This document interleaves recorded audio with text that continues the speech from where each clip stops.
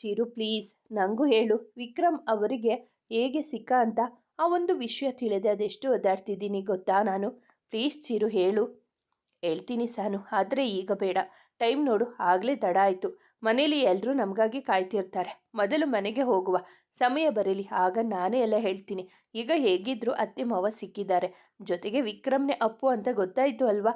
ಇನ್ನು ನೀನು ಆರಾಮಾಗಿರು. ಮತ್ತೆ ಯಾವುದೋ ವಿಷಯಕ್ಕೆ ಮನಸ್ಸು ಹಾಳು ಮಾಡ್ಕೊಳ್ಬೇಡ. ನೀನು ಬೇಜಾರು ಮಾಡ್ಕೊಂಡಿರುವುದನ್ನು ನೋಡೋಕೆ ನನ್ನಿಂದ ಆಗಲ್ಲ. ಅವನ ಮಾತುಗಳನ್ನು ಕೇಳಿದವಳಿಗೆ ತನ್ನ ತಪ್ಪಿನ ಅರಿವಾಗಿತ್ತು. ತನ್ನನ್ನು ಇಷ್ಟೊಂದು ಪ್ರೀತಿಸುವ ಜೀವಕ್ಕೆ ನೋವು ಕೊಟ್ಟಿದ್ದಕ್ಕೆ ತನ್ನನ್ನು ತಾನು ಅಳೆದುಕೊಂಡವಳೆ ಅವನ ಎದೆಗೊರಗಿದಳು. ಅಲ್ಲಿಯವರೆಗೂ ನೋವು ಸಹಿಸಿಕೊಂಡಿದ್ದವನು ಸಾನ್ನಿಧ್ಯ ಅವನ ಎದೆಗೊರಗಿದ ತಕ್ಷಣ ನೋವಿಗೆ ಸ್ವಲ್ಪ ನರಳಾಡಿದ. ಅವನ ನೋವನ್ನು ಕಂಡವಳಿಗೆ ಏನೋ ಸರಿಯಿಲ್ಲವೆನಿಸಿ ಶರ್ಟ್ ತೆಗೆದು ನೋಡಿದಾಗ ಅವನ ಎದೆ ಮೇಲಾದ ಗಾಯ ಅವಳ ಜೀವವನ್ನೇ ತಲ್ಲಣಿಸಿಬಿಟ್ಟಿತ್ತು. ಕಣ್ಣೀರ ಹನಿಗಳು ತಾ ಮುಂದು ನಾ ಮುಂದು ಎನ್ನುತ್ತಲೇ ಸ್ಪರ್ಧೆಗೆ ನಿಂತವರ ಹಾಗೆ ಒಂದೇ ಸಮನೆ ಅವಳ ಕಣ್ಣಿನಿಂದ ಜಾರುತ್ತಿತ್ತು.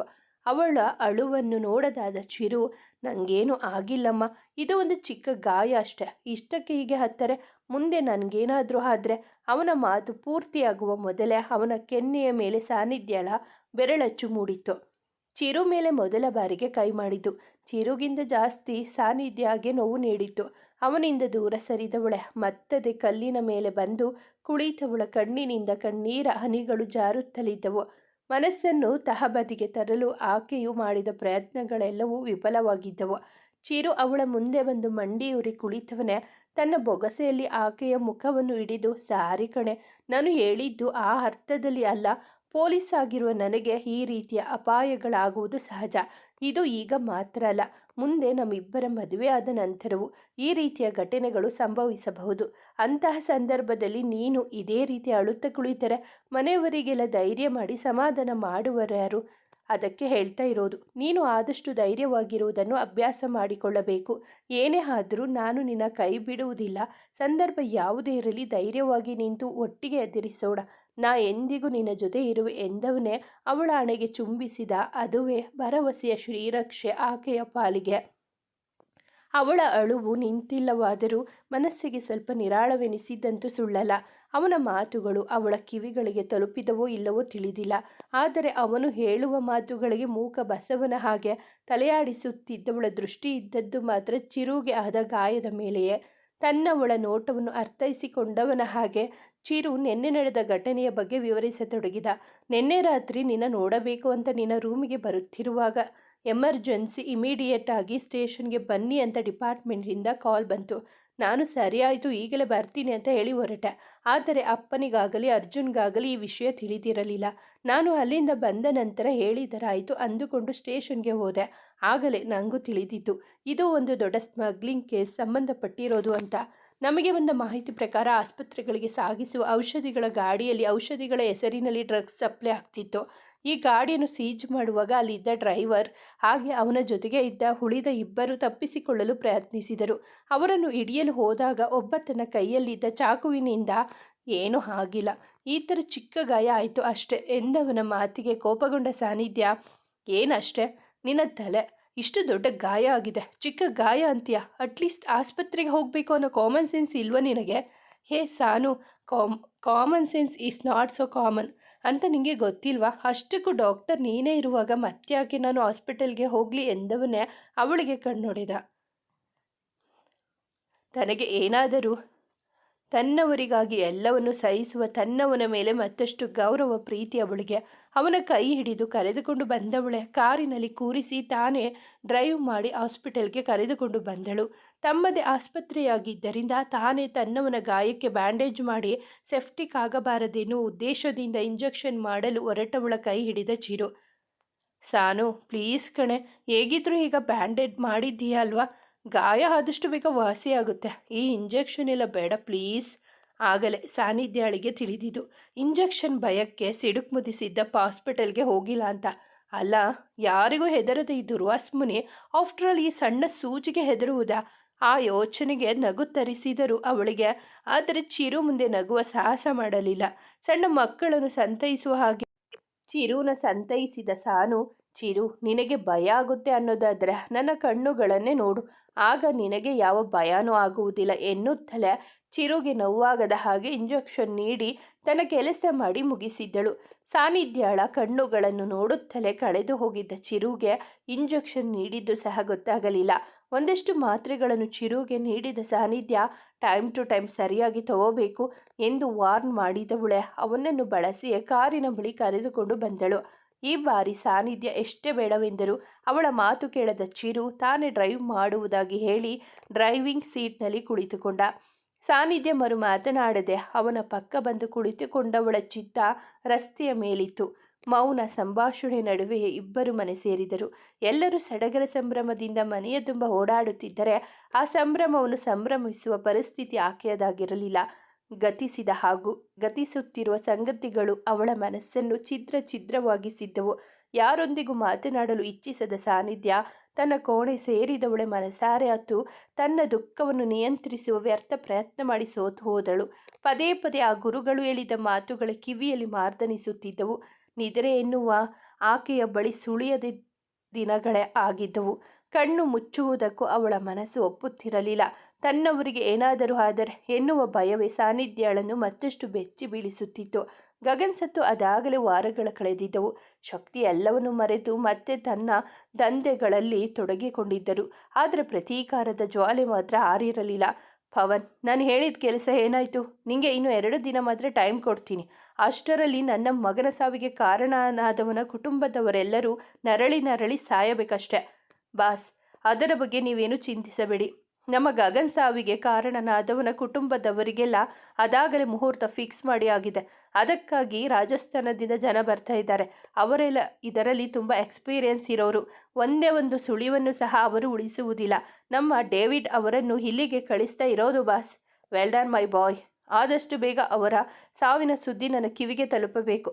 Yes boss.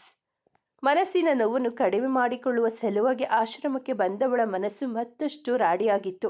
ಆಘಾತಕಾರಿ ವಿಷಯವನ್ನು ಕೇಳಿದವಳು ಅಲ್ಲೇ ಕುಸಿದು ಕುಳಿತಳು. ಈತ ಸಾನ್ನಿಧ್ಯ ಗುರುಗಳು ಹೇಳಿದ ಮಾತುಗಳ ಬಗ್ಗೆ ಯೋಚಿಸುತ್ತಿದ್ದವಳಿಗೆ ಯಾವಾಗ ನಿದ್ದೆ ಆವರಿಸಿತೋ ತಿಳಿದಿಲ್ಲ. ಬೆಳಗ್ಗೆ ಎದ್ದಾಗ ಗಡಿಯಾರ ಅದಾಗಲೇ 8 ತೋರಿಸುತ್ತಿತ್ತು. ಎಷ್ಟೊತ್ತು ಮಲಗಿಬಿಟ್ಟ. ಇವತ್ತು ಬೇರೆ ಅರಿಶಿಣ ಶಾಸ್ತ್ರ ಇದೆ. ಈ ಅಮ್ಮ ಆದರೂ ಬಂದು ಹೆಬ್ಬಿಸೋದಲ್ವ ನನ್ನ ಎಂದುಕೊಳ್ಳುತ್ತಲೇ ಎದ್ದು ಫ್ರೆಶ್ ಅಪ್ ಆಗಲು ಹೊರಟವಳನ್ನು ತಡೆದಿದ್ದು ಗುಡ್ ಮಾರ್ನಿಂಗ್ ಪುಟ್ಟಮ್ಮ ಎನ್ನುವ ಅಮ್ಮನ ಧ್ವನಿ. ಅರೆ ಅಮ್ಮ, ನೀವು? ಅಲ್ಲಮ್ಮ, ಮನೆಯಲ್ಲಿ ಎಷ್ಟೊಂದು ಕೆಲಸ ಇದೆ. ನನಗೇನೋ ಎಚ್ಚರ ಆಗಿಲ್ಲ. ಅಟ್ಲೀಸ್ಟ್ ನೀವಾದರೂ ಬಂದು ನನ್ನನ್ನು ಹೆಬ್ಬಿಸ್ಬೋದಲ್ವಾ? ಅದು ಆಗಲ್ಲ ಪುಟ್ಟಮ್ಮ. ನಾನೇನು ನಿನ್ನ ಎಬ್ಬಿಸೋಕೆ ಅಂತಾನೆ ಬರ್ತಿದ್ದೆ. ಅಷ್ಟರಲ್ಲಿ ಬೆಕ್ಕು ಅಡ್ಡ ಬಂತು ಅಲ್ವಾ ಅಮ್ಮ? ಲೇ ತರ್ಲೆ, ಸಾಕು ನಿಲ್ಲಿಸು ನಿನ್ನ ತರ್ಲೆ ಮಾರಟೆ. ಮತ್ತಿನ್ನೇನಮ್ಮ, ನೋಡಿ ಆಗಲೇ ಟೈಮ್ ಎಷ್ಟಾಗಿದೆ ಅಂತ. ಅಯ್ಯೋ ಕಂದ, ನನ್ನ ಮಾತನ್ನು ಪೂರ್ತಿಯಾಗಿ ಕೇಳು. ಸರಿ ಹೇಳಿ. ನಾನೇನೋ ನಿನ್ನ ಎಬ್ಬಿಸೋಕೆ ಅಂತಾನೆ ಬರ್ತಿದ್ದೆ. ಅಷ್ಟರಲ್ಲಿ ಚಿರು ಬಂದು, ಅತ್ತೆ, ಸಾನೂನ ಈಗಲೇ ಎಬ್ಬಿಸ್ಬೇಡಿ. ಇನ್ನು ಸ್ವಲ್ಪ ಹೊತ್ತು ಮಲಗಿ ರೆಸ್ಟ್ ಮಾಡಲಿ. ಈಗಲೇ ಹೆದ್ರೆ ಅದು ಇದು ಅಂತ ಕೆಲಸ ಮಾಡ್ತಾ ರೆಸ್ಟ್ ಮಾಡೋದನ್ನೇ ಮರೀತಾಳೆ ಅಂದ. ನನಗೂ ಅದು ಸರಿ ಅನ್ನಿಸ್ತು. ಅದಕ್ಕೆ ಪುಟ್ಟ ಎಬ್ಬಿಸಲಿಲ್ಲ. ತಗೋ, ಈ ಕಾಫಿ ಕುಡಿದು ರೆಡಿಯಾಗಿ ಬಾ, ತುಂಬ ಕೆಲಸ ಇದೆ ಎಂದವರೇ ಹೊರಟು ಹೋದರು. ನಾನು ಕಾಫಿ ಕುಡಿಯುತ್ತಲೇ ಕಿಟಕಿಯ ಅಂಚಿನಿಂದ ನೇಸರನನ್ನು ನೋಡುತ್ತಿದ್ದೆ. ಹಿಂದೇಕೋ ಆ ನೇಸರ ಎಂದಿಗಿಂತಲೂ ಮತ್ತಷ್ಟು ಪ್ರಕಾಶಮಾನವಾದ ತನ್ನ ಕಿರಣಗಳಿಂದ ಭೂಮಿಗೆ ಮುತ್ತಿಡುತ್ತಿರುವಂತೆ ಮನಸ್ಸಿಗೇನೋ ಒಂದು ರೀತಿಯ ಸಮಾಧಾನ. ಈ ದಿನ ಯಾಕೋ ತುಂಬ ವಿಶೇಷವಾದಂತೆ ಭರವಸೆಯ ಹೊಸ ಬೆಳಕು ಮೂಡಿದಂತೆ ಭಾಸವಾಗುತ್ತಿತ್ತು. ಹಿಂದಿನಿಂದ ಯಾರೋ ಬಂದು ಅಪ್ಪಿದಂತಾಯಿತು. ತೀರ ಚಿರಪರಿಚಿತವಾದ ಸ್ಪರ್ಶವೇ ಹೇಳುತ್ತಿತ್ತು ಬಂದಿರುವುದು ನನ್ನುಸಿರಿನ ಒಡೆಯ ಎನ್ನುವುದನ್ನು. ನನ್ನ ಭುಜದ ಮೇಲೆ ತಮ್ಮ ಗಲ್ಲವನ್ನಿರಿಸಿದವನು, ಅಲ್ಲ ಚಿರು, ಈಗ ರೆಸ್ಟ್ ಮಾಡಬೇಕಾಗಿರೋದು ನಾನಾ ಅಥವಾ ನೀನಾ ಎಂದು ಪ್ರಶ್ನಿಸಿದ. ಅದಕ್ಕೆ ಅವನು ನೀನೇ ಅಂದನು. ಏನು, ನಾನಾ ಎಂದು ಮರು ಪ್ರಶ್ನಿಸಿದೆ. ಅವನು ಮತ್ತೆ ನೀನೇ ಎಂದನು. ಅದು ಹೇಗಾಗುತ್ತೆ? ಪೆಟ್ಟು ಮಾಡಿಕೊಂಡು ಬಂದಿರೋದು ನೀನು ಹೆಚ್ಚಿನ ರೆಸ್ಟ್ ಮಾಡಬೇಕು, ನಾನಲ್ಲ ಎಂದುತ್ತರಿಸಿದೆ. ನನ್ನ ಮಾತಿಗೆ ಇಲ್ಲ ಎನ್ನುವಂತೆ ತಲೆಯಾಡಿಸಿ, ನೋಡು ಸಾನು, ಈ ಜೀವ ಉಸಿರಾಡುತ್ತಿರುವುದೇ ನಿನ್ನಿಂದ ಮತ್ತು ನಿನಗಾಗಿ ಮಾತ್ರ. ನೀನು ಆರಾಮಾಗಿ ಇದ್ದರೆ ಮಾತ್ರ ನಾನು ಸರಾಗವಾಗಿ ಉಸಿರಾಡಲು ಸಾಧ್ಯ. ಅದು ಬಿಟ್ಟು ನೀನು ಹೀಗೆ ಮನಸ್ಸಿನ ತುಂಬ ನೋವು ಇಟ್ಟುಕೊಂಡು ಒಬ್ಬಳೆ ಕೊರಗುತ್ತಿದ್ದರೆ ನಾನು ಹೇಗೆ ನೆಮ್ಮದಿಯಿಂದ ಉಸಿರಾಡಲು ಸಾಧ್ಯ ಎಂದವನ ಮಾತಿಗೆ ನಾನು ಬದಲಾಡಲಿಲ್ಲ. ಸುಮ್ಮನೆ ಅವರ ಮಾತುಗಳಿಗೆ ಕಿವಿಯಾನಿಸಿದೆ. ನೋಡು, ನಾನು ದೇಹಕ್ಕಾದ ಗಾಯಕ್ಕೆ ಔಷಧಿ ಇದೆ, ಆದರೆ ಮನಸ್ಸಿಗಾದ ಗಾಯಕ್ಕೆ ಯಾವುದೇ ಔಷಧಿಗಳಿಲ್ಲ. ಮನಸ್ಸಿಗಾದ ಗಾಯ ನೋವು ಮಾಯವಾಗಬೇಕೆಂದರೆ ಅದನ್ನು ಮನಸ್ಸಿಗೆ ಹತ್ತಿರವಾದವರ ಬಳಿ ಹೇಳಿಕೊಳ್ಳಬೇಕು. ಆಗ ಪೂರ್ತಿಯಾಗಿ ಅಲ್ಲದೆ ಹೋದರೂ ಮನಸ್ಸಿಗೆ ಸ್ವಲ್ಪ ಮಟ್ಟಿಗಾದರೂ ನಿರಾಳವೆನಿಸುತ್ತದೆ. ಇದು ನನ್ನ ಮಾತಲ್ಲ, ನಿನ್ನದೇ ಮಾತು ಎಂದಾಗ ಸುಮ್ಮನೆ ಅವನ ಕಡೆ ತಿರುಗಿದವಳೆ ಅತಿ ಅತ್ಯಾಪ್ತತೆಯಿಂದ ಅವರ ಹಣೆಗೆ ಚುಂಬಿಸಿ ಮತ್ತೆ ಕಿಟಕಿಯ ಕಡೆ ಮುಖ ಮಾಡಿದೆ. ಮತ್ತೆ ಮಾತು ಮುಂದುವರಿಸಿದ ಚಿರು. ಸಾರಿ ಅಂದನು. ನನಗೋ ಆಶ್ಚರ್ಯ. ಸಡನ್ ಆಗಿ ಸಾರಿ ಕೇಳುವಂಥದ್ದು ಏನಾಗಿದೆ ಇವನಿಗೆ? ಅದನ್ನೇ ಅವನ ಬಳಿ ಕೇಳಿದೆ. ಆಗಲೇ ನನಗೂ ತಿಳಿದಿದ್ದು, ಅವರಿಗಾದ ಗಾಯಕ್ಕೆ ವಿಷಯವನ್ನು ನನ್ನಿಂದ ಮುಚ್ಚಿಟ್ಟಿದ್ದಕ್ಕಾಗಿ ಈಗ ಈ ರೀತಿಯಾಗಿ ಸಾರಿ ಕೇಳುತ್ತಿದ್ದಾರೆ ಎನ್ನುವುದು. ಚಿರು, ಈಗ ನೀನು ಸಾರಿ ಕೇಳುವ ಅನಿವಾರ್ಯತೆ ಆಗಲಿ ಅಥವಾ ಅವಶ್ಯಕತೆ ಆಗಲಿ ಇಲ್ಲ. ಮೊದಲು ನಾನು ನಿಮ್ಮ ಮೇಲೆ ಕೋಪ ಮಾಡಿಕೊಂಡಿದ್ದು ನಿಜ. ಈ ಗಾಯದ ವಿಷಯವನ್ನೇ ನನ್ನಿಂದ ಮುಚ್ಚಿಟ್ಟವರು ಮುಂದೆ ಬಹುದೊಡ್ಡ ಸಮಸ್ಯೆ ಆದಾಗಲೂ ನನ್ನಿಂದ ವಿಷಯವನ್ನು ಮುಚ್ಚಿಟ್ಟರೆ ಎನ್ನುವ ಭಯದಿಂದ. ಪ್ಲೀಸ್ ಚಿರು, ಇನ್ಮೇಲೆ ಈ ಥರ ಎಲ್ಲ ಮಾಡಬೇಡಿ. ನನ್ನಿಂದ ಅದನ್ನು ಸಹಿಸಲಾಗುವುದಿಲ್ಲ. ಇಲ್ಲ ಸಾನು, ಇನ್ಮೇಲೆ ಈ ಥರ ಎಲ್ಲ ಮಾಡುವುದಿಲ್ಲ. ಏನೇ ಆದರೂ ಹೇಳ್ತೀನಿ ಆಯಿತಾ ಎಂದವನೇ ಒಂದು ಸಿಪ್ ಕಾಫಿ ಕುಡಿದು ಕೆನ್ನೆಗೆ ಮುತ್ತಿಟ್ಟು ನಾನು ತಿರುಗುವುದರೊಳಗಾಗಿ ಬಾಗಿಲು ದಾಟಿದವನು ಪುನಃ ಬಂದು ಕಣ್ಣೊಡೆದು ಹೋದನು. ಇವರ ಈ ಹುಡುಗಾಟಕ್ಕೆ ಏನು ಹೇಳಲಿ ನಾನು? ಮನೆಯಲ್ಲಿ ಯಾರಾದರೂ ನೋಡಿದ್ರೆ ಎನ್ನುವ ಭಯ ನನಗಾದರೆ ಇವರಿಗೆ ಹುಡುಗಾಟ ಆದರೂ ಇವರೊಂದಿಗೆ ಕ್ಷಣಗಳ ಕಾಲ ಇದ್ದರೂ ಸಾಕು, ಮನಸ್ಸಿಗೆ ನೆಮ್ಮದಿ ದೊರೆಯಲು. ಮುದ್ದು ಕೋಪಿಷ್ಟ, ಅದೇನು ಮೋಡಿ ಮಾಡಿರುವನೋ ನಾನರಿಯೆ, ಆದರೆ ಮನಸ್ಸು ಮಾತ್ರ ಪದೇ ಪದೇ ಇವರ ಸಾಮೀಪ್ಯವನ್ನು ಬಯಸುತ್ತದೆ. ಅವರು ಮುತ್ತಿಟ್ಟ ಕೆನ್ನೆಯನ್ನು ಸವರುತ್ತಾ ಕಾಫಿ ಕುಡಿದವಳೆ ಬೇಗ ರೆಡಿಯಾಗಿ ಕೆಳಗಡೆ ಬಂದೆ. ಅದಾಗಲೇ ಎಲ್ಲರೂ ತಿಂಡಿ ಮಾಡಲು ನನಗಾಗಿ ಕಾಯುತ್ತಿದ್ದರು. ಒಂದು ಸಾಲಿನಲ್ಲಿ ನಮ್ಮ ಮನೆಯ ಪುಟಾಣಿಗಳು ಕುಳಿತರೆ, ಇನ್ನೊಂದು ಸಾಲಿನಲ್ಲಿ ನಮ್ಮನೆಯ ಹಿರಿಯರು, ಮತ್ತೊಂದು ಸಾಲಿನಲ್ಲಿ ನಮ್ಮನೆ ತರ್ಲೆಗಳು. ನಾನು ಕೂರಲು ಜಾಗವಿದ್ದಿದ್ದು ಚಿರು ಪಕ್ಕದಲ್ಲಿ ಮಾತ್ರ. ಇದೆಲ್ಲ ಈ ಸಿಡುಕ್ಮುದಿ ಸಿದ್ದಪ್ಪನದೇ ಕಿತಾಪತಿ ಎನ್ನುವುದನ್ನು ಅರಿಯದವಳೇನಲ್ಲ ನಾನು. ಆದರೆ ಅವನು ಮಾತ್ರ ತನಗೇನು ತಿಳಿದೇ ಇಲ್ಲವೆನ್ನುವ ಹಾಗೆ ಕುಳಿತಿದ್ದನು. ಬೆಳಗ್ಗೆ ಅವನು ಕೊಟ್ಟ ಸಿಹಿ ಮುತ್ತನ್ನು ನೆನಪಿಸಿಕೊಂಡವಳಿಗೆ ಲಜ್ಜೆ ಆವರಿಸಿ ಅವನ ಪಕ್ಕದಲ್ಲಿ ಕುಳಿತುಕೊಳ್ಳಲು ಏನೋ ಮುಜುಗರ. ಅವನ ಪಕ್ಕ ಕುಳಿತರೆ ಅವನಂತೂ ಸುಮ್ಮನೆ ಇರುವುದಿಲ್ಲ. ಏನಾದರೂ ಕಿತಾಪತಿ ಮಾಡಿ ನನ್ನನ್ನು ಸಿಕ್ಕಿ ಹಾಕಿಸುವುದಂತೂ ಖಂಡಿತ. ಅದಕ್ಕೆ ಇದ್ಯಾವುದು ಆಗುವುದು ಬೇಡವೆಂದು ನೀವೆಲ್ಲ ತಿಂಡಿ ಮಾಡಿ, ನಾನು ಆಮೇಲೆ ಅಮ್ಮಂದಿರ ಜೊತೆ ತಿಂಡಿ ಮಾಡುತ್ತೇನೆ ಎಂದೇಳಿ ಅಲ್ಲಿಂದ ತಪ್ಪಿಸಿಕೊಂಡು ಹೋಗುತ್ತಿದ್ದವಳ ಕೈ ಹಿಡಿದ ಅಮ್ಮ, ಅದೇನು ಬೇಡ, ರಾತ್ರಿ ಕೂಡ ಊಟ ಮಾಡಿಲ್ಲ, ಈಗ ಸುಮ್ಮನೆ ಕುಳಿತು ತಿಂಡಿ ಮಾಡು ಎಂದವರೇ ಚಿರು ಪಕ್ಕದಲ್ಲಿ ನನ್ನನ್ನು ಕೂರಿಸಿದರು. ಬೆಕ್ಕಿಗೆ ಆಟ, ಇಲ್ಲಿಗೆ ಪ್ರಾಣ ಸಂಕಟ ಎನ್ನುವಂತಾಗಿದ್ದ ನನ್ನ ಪರಿಸ್ಥಿತಿಯನ್ನು ನೋಡಿ ಚಿರು ಮುಸಿ ಮುಸಿ ನಗುತ್ತಿದ್ದನು. ಅದನ್ನು ನೋಡಿ ಕೋಪ ಬಂದು ಅವನ ಕಾಲಿಗೆ ಜೋರಾಗಿ ಚಿವುಟಿದೆ. ಪಾಪ ಅವರು ಒಂದೇ ಸಲ ಜೋರಾಗಿ ಅಮ್ಮ ಎಂದು ಕೂಗಿದರು. ಮನೆಯವರೆಲ್ಲ ಏನಾಯ್ತು ಎಂದು ಕೇಳಿದಾಗ ಏನಿಲ್ಲ, ಯಾವುದೋ ಒಂದು ಕೆಂಪಿರುವೆ ಕಚ್ಚಿತು ಎಂದರು ಕಾಲನ್ನು ಉಜ್ಜಿಕೊಳ್ಳುತ್ತಾ. ಈಗ ಅವರನ್ನು ನೋಡಿ ನಗುವ ಸರದಿ ನನ್ನದಾಗಿತ್ತು. ಕಣ್ಣಿನ ಸಂಭಾಷಣೆಗಳ ನಡುವೆ ಅಂತೂ ಇಂತೂ ತಿಂಡಿ ಮುಗಿಸಿದವು. ನಾನು ಅವರಿಗೆ ಅಣುಕಿಸಿ ಕಣ್ಣೊಡೆದವಳೆ ಅಲ್ಲಿಂದ ಕಾಲ್ಕಿದ್ದೆ. ಇಲ್ಲ ಅಂದರೆ ಅಷ್ಟೇ ನನ್ನ ಕತೆ, ಗೊತ್ತಲ್ಲ. ಮೊದಲೇ ಸಿಡುಕ್ಮುದ್ದಿ ಸಿದ್ದಪ್ಪ. ಅಮ್ಮ ಹೇಳಿದಂತೆ ಪೂಜೆಗೆ ಬೇಕಾದ ಸಾಮಾನುಗಳ ಪಟ್ಟಿ ಮಾಡಲು ತೆರಳಿದೆ. ಮಾವ, ಚಿರು ಮತ್ತು ಅರ್ಜುನ್ ಅಣ್ಣ ಸಂಜೆ ಬೇಗ ಬರುವುದಾಗಿ ತಿಳಿಸಿ ಸ್ಟೇಷನ್ಗೆ ಹೊರಟರೆ ಉಳಿದವರು ಅವರವರ ಕೆಲಸದಲ್ಲಿ ಮಗ್ನರಾದರು. ಪೂಜೆಗೆ ಬೇಕಾದ ಸಾಮಾನುಗಳ ಪಟ್ಟಿ ಮಾಡಿ ಚಿಕ್ಕಪ್ಪನ ಕೈಗೊಪ್ಪಿಸಿ ಅರಿಶಿನ ಶಾಸ್ತ್ರಕ್ಕೆ ಬೇಕಾದ ಸಿದ್ಧತೆಯಲ್ಲಿ ತೊಡಗಿಕೊಂಡವಳ ಜೊತೆ ಕೈಜೋಡಿಸಿದ್ದು ನಯನ ಮತ್ತು ಸ್ಫೂರ್ತಿ. ಉಳಿದಂತೆ ಚಂದ್ರಿಕಾ, ಚಂದನ, ಅನುಷ್ಕಾ ಸಂಜೆ ಪ್ರೋಗ್ರಾಮ್ಗೆ ಯಾರ್ಯಾರು ಯಾವ ಯಾವ ಡಿಸೈನ್ ಡ್ರೆಸ್ ಹಾಕೊಬೇಕು ಎನ್ನುವುದನ್ನು ಸೆಲೆಕ್ಟ್ ಮಾಡ್ತಿದ್ರೆ ಅಪ್ಪ ಹಾಗೂ ಚಿಕ್ಕಪ್ಪ ಮನೆಯನ್ನು ಅಲಂಕಾರ ಮಾಡುವುದರಲ್ಲಿ ಮುಳುಗಿ ಹೋಗಿದ್ರು. ಇನ್ನು ನಮ್ಮ ಮನೆಯ ಹೋಮ್ ಮೇಕರ್ಗಳು ಭರ್ಜರಿ ಅಡುಗೆ ತಯಾರಿಯಲ್ಲಿ ತಮ್ಮನ್ನು ತಾವು ಕಂಪ್ಲೀಟ್ ಆಗಿ ತೊಡಗಿಸಿಕೊಂಡಿದ್ರು. ತಾತ ಮತ್ತು ಅಜ್ಜಿ ಎಲ್ಲದರ ಮೇಲ್ವಿಚಾರಣೆಯನ್ನು ನೋಡಿಕೊಳ್ಳುತ್ತಿದ್ರು. ಒಟ್ಟಿನಲ್ಲಿ ಇಡೀ ಮನೆ ಹಾಗೆ ಮನೆಯವರ ಮುಖದಲ್ಲಿ ಮದುವೆ ಸಂಭ್ರಮ ಎದ್ದು ಕಾಣುತ್ತಿತ್ತು. ಆದರೆ ಮದುಮಗನನ್ನು ಹೊರತುಪಡಿಸಿ ಕಾರಣ ತಿಳಿದಿದ್ರೂ ಹೇಳುವಂತಿಲ್ಲ. ಈಗಲೇ ಹೇಳಿದ್ರೆ ನಾಳೆ ಅವನ ಮುಖದಲ್ಲಿ ಕಾಣುವ ಸಂತೋಷವನ್ನು ನೋಡಲಾಗುವುದಿಲ್ಲ. ಹಾಗಾಗಿ ನಾಳೆಯವರೆಗೂ ಸುಮ್ಮನಿರುವುದೇ ಉತ್ತಮವೆನಿಸಿ ಮತ್ತದೇ ಸಿದ್ಧತೆಯಲ್ಲಿ ತೊಡಗಿಕೊಂಡೆ. ಕೆಲಸದಲ್ಲಿ ಮುಳುಗಿದ್ದವರಿಗೆ ಸಮಯ ಸರಿದಿದ್ದೇ ತಿಳಿಯಲಿಲ್ಲ. ಸಂಜೆಯಾಗುತ್ತಲೇ ಸಂಬಂಧಿಕರು, ನೆರೆಹೊರೆಯವರು ಮನೆಗೆ ಬರಲಾರಂಭಿಸಿದರು. ಮಾವ, ಅರ್ಜುನ್ ಅಣ್ಣ ಆ್ಯಂಡ್ ಚಿರು ಕೂಡ ಸಂಜೆ ಬೇಗ ಮನೆಗೆ ಬಂದರು. ನಮ್ಮನೆ ಡಿಸೈನರ್ಗಳು ಸೆಲೆಕ್ಟ್ ಮಾಡಿದ ಡ್ರೆಸ್ನಲ್ಲಿ ಎಲ್ಲರೂ ಮಿಂಚುತ್ತಿದ್ದರು. ಸಮಯಕ್ಕೆ ಸರಿಯಾಗಿ ಅರಿಶಿನ ಶಾಸ್ತ್ರವು ಪ್ರಾರಂಭವಾಯಿತು. ನಮ್ಮನೆ ತರ್ಲೆಗಳು ಅದಾಗಲೇ ಡ್ಯಾನ್ಸ್ ಪ್ರೋಗ್ರಾಂ ಕೂಡ ಅರೇಂಜ್ ಮಾಡಿದ್ದರಿಂದ ಎಲ್ಲರೂ ಖುಷಿಯಿಂದ ಕುಣಿದು ಕುಪ್ಪಳಿಸಿದೆವು. ವಿಕ್ರಮ್ ಅಣ್ಣನಂತೂ ಎಂದಿಗಿಂತಲೂ ಇಂದು ಇನ್ನೂ ಮುದ್ದಾಗಿ ಕಾಣುತ್ತಿದ್ದ. ಖುಷಿ ಎಲ್ಲ ಕ್ಷಣಗಳು ಚಿರು ಕ್ಯಾಮರಾದಲ್ಲಿ ತಮ್ಮ ಸ್ಥಾನವನ್ನು ಭದ್ರಪಡಿಸಿಕೊಂಡಿದ್ದವು.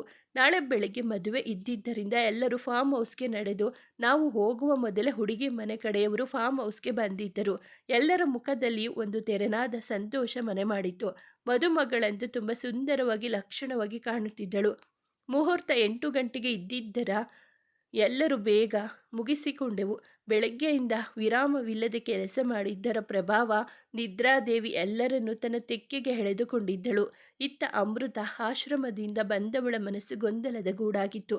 ಮನಸ್ಸು ಪ್ರೀತಿಯನ್ನು ಬಯಸಿದರೆ ಬುದ್ಧಿ ದ್ವೇಷವನ್ನು, ಯಾವುದನ್ನು ಒಪ್ಪಬೇಕು, ಯಾವುದನ್ನು ಬಿಡಬೇಕು, ಯಾವುದು ಸರಿ ಯಾವುದು ತಪ್ಪು ಎನ್ನುವುದು ತಿಳಿಯದೆ ಒದ್ದಾಡುತ್ತಿದ್ದವಳ ಬಳಿ ಬಂದ ಲಕ್ಷ್ಮಿ ಅವರು ಅವಳ ದುಃಖದಲ್ಲಿ ಇರುವುದನ್ನು ನೋಡಿ ಮದುವೆಯಾಗಿ ನಮ್ಮನ್ನೆಲ್ಲ ಬಿಟ್ಟು ಹೋಗಬೇಕಲ್ಲ ಎನ್ನುವುದನ್ನು ನೆನಪಿಸಿಕೊಂಡು ಹೀಗೆ ಅಳುತ್ತಾ ಕುಳಿತಿದ್ದಾಳೆ ಎಂದು ತಪ್ಪಾಗಿ ಅರ್ಥೈಸಿಕೊಂಡವರು ಅವಳನ್ನಪ್ಪಿ ಅವಳನ್ನು ಸಮಾಧಾನಿಸಿ ಕೆಳಗಡೆ ಕರೆದುಕೊಂಡು ಬಂದರು.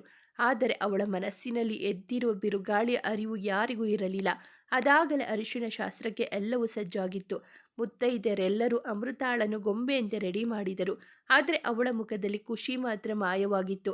ಗೊಂಬೆಯಂತೆ ರೆಡಿಯಾಗಿದ್ದವಳು ಕೇವಲ ಗೊಂಬೆಯಂತೆ ಅವರು ಹೇಳಿದ್ದಂತೆ ಮಾಡುತ್ತಿದ್ದಳು. ಸಮಯದ ಅಭಾವ ಇದ್ದಿದ್ದರಿಂದ ಮೆಹಂದಿ ಶಾಸ್ತ್ರ ಮತ್ತು ಅರಿಶಿನ ಶಾಸ್ತ್ರವನ್ನು ಅಂದೇ ಮಾಡಿ ಮುಗಿಸಿದವರು ಛತ್ರದ ದಾರಿ ಹಿಡಿದರು. ಲಕ್ಷ್ಮಿ ದಂಪತಿಗಳ ಸಂಭ್ರಮ ಮುಗಿಲು ಮುಟ್ಟಿತು. ಮುಂಜಾನೆ 4ರ ಸಮಯ. ಸುತ್ತಲೂ ಲೈಟಿಂಗ್ಸ್ಗಳಿಂದ ಅಲಂಕಾರಗೊಂಡಿರುವ ಮದುವೆ ಮನೆ. ಅಲ್ಲಲ್ಲಿ ಗದ್ದಲ. ಮದುವೆ ಮನೆ ಅಂದ ಮೇಲೆ ಗದ್ದಲ ಇರಬೇಕು ತಾನೆ. ನಾವು ಹೇಳುವ ಮೊದಲೇ ಅದಾಗಲೇ ಮನೆಯ ಹಿರಿಯರೆಲ್ಲರೂ ಎದ್ದು ತಮ್ಮ ತಮ್ಮ ಕೆಲಸದಲ್ಲಿ ತೊಡಗಿಕೊಂಡಿದ್ದರು.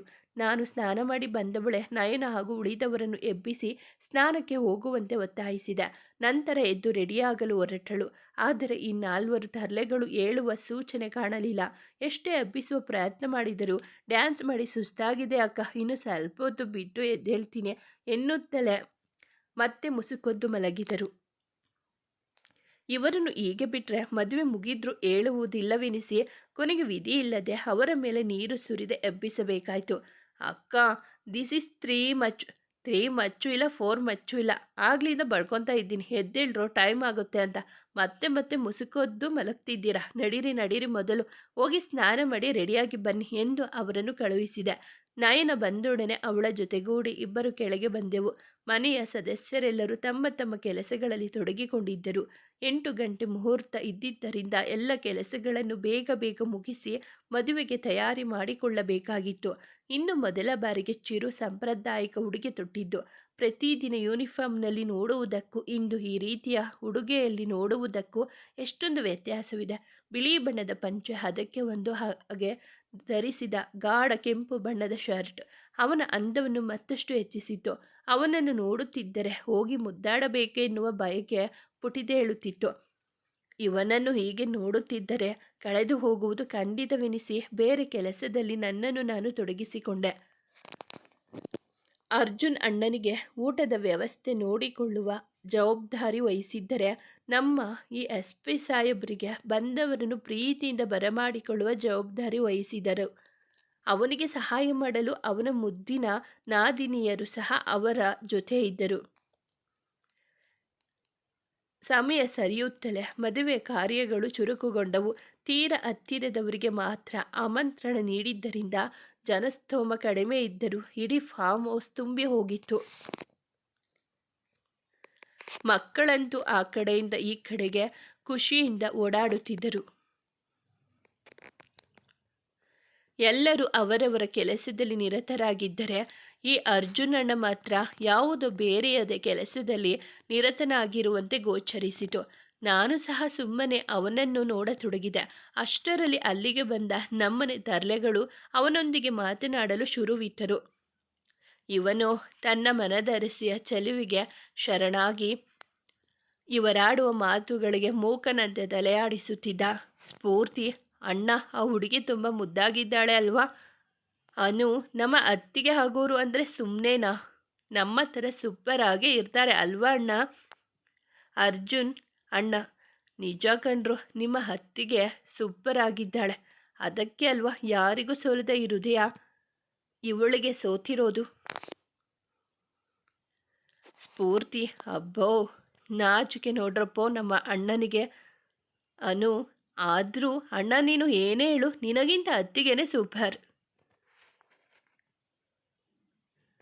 ಚಂದು, ನಿಜ ಅನು, ಅತ್ತಿಗೆ ನೋಡು ಒಳ್ಳೆ ದಂತದ ಗೊಂಬೆ ಥರ ಇದ್ದಾರೆ. ಆದರೆ ಈ ಅಣ್ಣ ನೋಡು ಗಡ್ಡ ಬಿಟ್ಕೊಂಡು ಒಳ್ಳೆ ದೇವದಾಸ್ ಥರ ಇದ್ದಾನೆ.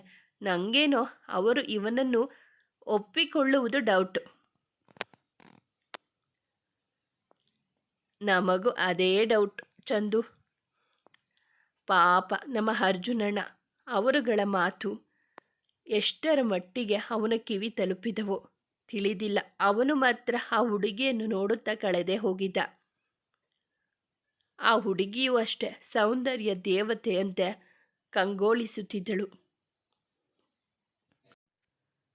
ಎಲ್ಲರೂ ಒಟ್ಟಿಗೆ ಜೋರಾಗಿ ಅಣ್ಣ ಎಂದು ಕರೆದ ಸದ್ದಿಗೆ ವಾಸ್ತವಕ್ಕೆ ಬಂದ ಅಣ್ಣ ಅವರನ್ನು ನೋಡಿ ಪೆಚ್ಚು ಪೆಚ್ಚಾಗಿ ನಗುತ್ತಾ ತನ್ನ ಅವಸ್ಥೆಯನ್ನು ನೆನೆದು ಅಲ್ಲಿಂದ ಕಾಲ್ ಕೀಳಲು ಪಾಪ ಪ್ರಾಮಾಣಿಕವಾಗಿ ಪ್ರಯತ್ನಿಸಿದ. ಆದರೆ ನಮ್ಮ ತರ್ಲೆಗಳು ಬಿಡಬೇಕಲ್ಲ. ಅಣ್ಣ, ಯಾರದು ಹುಡುಗಿ ಸೂಪರ್ ಆಗಿದ್ದಾರೆ. ಏನು 1 ಸೈಡ್ ಲವ್ವಾ ಅಥವಾ 2 ಸೈಡ್ ಲವ್ವಾ?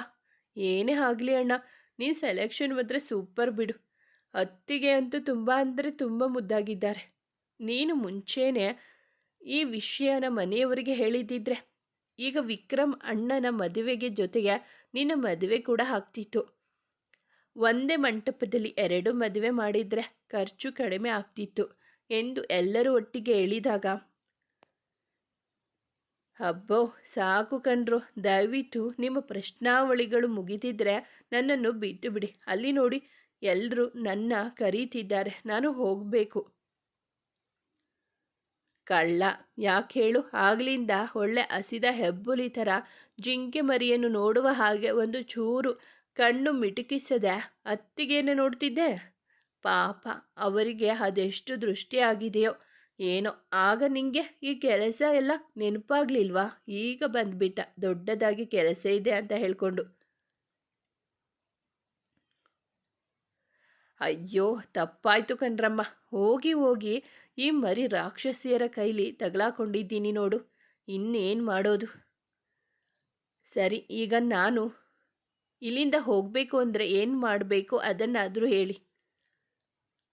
ಗುಡ್ ಅಣ್ಣ, ತುಂಬ ಬೇಗ ಅರ್ಥ ಮಾಡ್ಕೊಂಡಿದ್ದೀಯಾ. ನಿಂಗೆ ಈ ಸಲ ನಿಮ್ಮ ಡಿಪಾರ್ಟ್ಮೆಂಟಲ್ಲಿ ಪ್ರಮೋಷನ್ ಸಿಗೋದು ಗ್ಯಾರಂಟಿ. ಇದನ್ನು ಮೊದಲು ಹೇಳಿದರೆ ಆಗೋದು. ಹೋಗಲಿ ಬಿಡು, ಈಗ ನಾವು ಹೇಳಿದ ಹಾಗೆ ನೀನು ಮಾಡಿದರೆ ಆದಷ್ಟು ಬೇಗ ನಮ್ಮಿಂದ ನಿಮಗೆ ಮುಕ್ತಿ ಸಿಗುತ್ತೆ. ಇಲ್ಲ ಅಂದರೆ ಇಲ್ಲ. ಸರಿ ಸರಿ, ಅದೇನು ಅಂತ ಬೇಗ ಹೇಳಿ. ನೋಡು ಈ ಕೋಪ ಗೀಪ ಎಲ್ಲ ನಮ್ಮ ಹತ್ರ ಬೇಡ. ಎಲ್ಲಿ ನಗು ನಗ್ತಾ ಹೇಳು. ನನ್ನ ತಂಗಿ ಅಂದರು ತುಂಬ ಅಂದರೆ ತುಂಬ ಒಳ್ಳೆಯವರು, ತುಂಬ ಸೈಲೆಂಟ್ ಅವರು, ಯಾರಿಗೂ ಕಾಟ ಕೊಡಲ್ಲ ಅಂತ. ಯಪ್ಪ, ನಿಮ್ಮನ್ನೆಲ್ಲ ಸೈಲೆಂಟ್ ಅಂದರೆ ಆ ಪದಕ್ಕೆ ಅವಮಾನ. ಬಜ್ಜಾರಿಗಳು ನೀವೆಲ್ಲ, ಮರಿ ರಾಕ್ಷಸಿಯರು. ಹೋ, ನಾವು ಮರಿ ರಾಕ್ಷಸಿರಾ? ಆದರೆ ನೀನು ಬ್ರಹ್ಮ ರಾಕ್ಷಸ. ಈಗೇನು ನಾವು ಹೇಳಿದ ಹಾಗೆ ಕೇಳ್ತೀಯೋ ಅಥವಾ ತಮ್ಮ ಪ್ರೀತಿ ವಿಷಯನ ಮನೆಯವರ ಮುಂದೆ ಹೋಗಿ ಹೇಳಬೇಕಾ? ಅಯ್ಯೋ, ಸರಿಯಾಗಿ ತಗಲಾಕೊಂಡ ಈ ಅಣ್ಣ. ಅದು ಹೋಗಿ ಹೋಗಿ ಈ ಕಪ್ಪಿಗಳ ಕೈಯಲ್ಲಿ. ಇನ್ನು ಇವರು ಅವನನ್ನು ಬಿಟ್ಟ ಹಾಗೆ. ಇವರನ್ನು ನೋಡಿ ಹಣೆ ಚಚ್ಚಿಕೊಳ್ಳಂತಾಯಿತು ನನಗೆ. ಅಯ್ಯೋ, ಅಷ್ಟಕ್ಕೆಲ್ಲ ಯಾಕ್ರೋ ಕೋಪ ಮಾಡ್ಕೊಳ್ತೀರಾ? ನೀವು ನನ್ನ ಮುದ್ದು ಪೆದ್ದು ತಂಗಿ ಅಂದರು ಅಲ್ವಾ? ಇಡೀ ಪ್ರಪಂಚದಲ್ಲಿ ನಿಮ್ಮಂಥ ಸೈರನ್ ಅಲ್ಲಲ್ಲ, ನಿಮ್ಮಷ್ಟು ಸೈಲೆಂಟ್ ಆಗಿರುವವರನ್ನು ನಾನು ನೋಡೇ ಇಲ್ಲ. ಪ್ಲೀಸ್ ಈಗಲಾದರೂ ಹೋಗೋಕೆ ಬಿಟ್ರೋ? ನೀವು ಹೇಳ್ದಂಗೆ ಹೇಳಿದ್ದೀನಿ ಅಲ್ವಾ? ಅಷ್ಟು ಬೇಗ ಬಿಟ್ಬಿಡ್ತೀವಾ? ಇನ್ನೂ ಇದೆ ಸರ್, ಕೇಳಿ ಇಲ್ಲಿ ಕೇಳಿ. ಅಯ್ಯೋ, ಇನ್ನೂ ಇದೆಯಾ?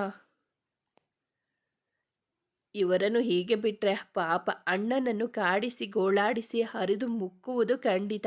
ಹಾಗಾಗಿ ನಾನೇ ಮಧ್ಯ ಪ್ರವೇಶಿಸಿ, ಅಣ್ಣ ನೀವು ಇಲ್ಲೇನು ಮಾಡ್ತಿದ್ದೀರಾ? ನಡೀರಿ ಮೊದಲು, ಇಲ್ಲಿಂದ ಅಲ್ಲಿ ಮಾಡೋಕೆ ರಾಶಿ ಕೆಲಸವಿದೆ. ಅವರನ್ನು ಕಳುಹಿಸಿದ. ಅಣ್ಣ ಹೋದ, ಜೀವ ಬಂದಂತೆ ಒಂದೇ ನೆಗತಕ್ಕೆ ಅಲ್ಲಿಂದ ಮಾಯವಾಗಿದ್ದ. ಇವರುಗಳ ಗುಣಗಾಟ ಇನ್ನೂ ನಿಂತಿರಲಿಲ್ಲ. ಅವರಿಗೆ ಬುದ್ಧಿ ಹೇಳಿ ಮದುವೆ ಮಂಟಪದ ಬಳಿ ಕರೆತಂದೆ. ಮುಹೂರ್ತದ ಸಮಯವಾಗುತ್ತಲೇ ಪುರೋಹಿತರು ಗಟ್ಟಿಮೇಳ ಎನ್ನುತ್ತಿದ್ದರೆ ಅಣ್ಣ ಮಾತ್ರ ತಾಳಿ ಕಟ್ಟಲು ಮೀನಾಮೇಷ ಎಣಿಸುತ್ತಿದ್ದ. ಮೊದಲೇ ಇವನ ಬಗ್ಗೆ ಗೊತ್ತಿದ್ದರಿಂದ ಚಿರು ಹೋಗಿ ಚಿಕ್ಕಿಯನ್ನು ಕರೆದುಕೊಂಡು ಬಂದ. ಅವರನ್ನು ನೋಡಿದ ಮನೆಯವರಿಗೆಲ್ಲ ಒಂದೆಡೆ ಸಂತೋಷವಾದರೆ ಮತ್ತೊಂದೆಡೆ ಆಶ್ಚರ್ಯ. ಅವರೆಲ್ಲರಿಗೂ ಕೇಳಲು 1000 ಪ್ರಶ್ನೆಗಳಿದ್ದರು, ಆಡಲು 1000 ಮಾತುಗಳಿದ್ದರು.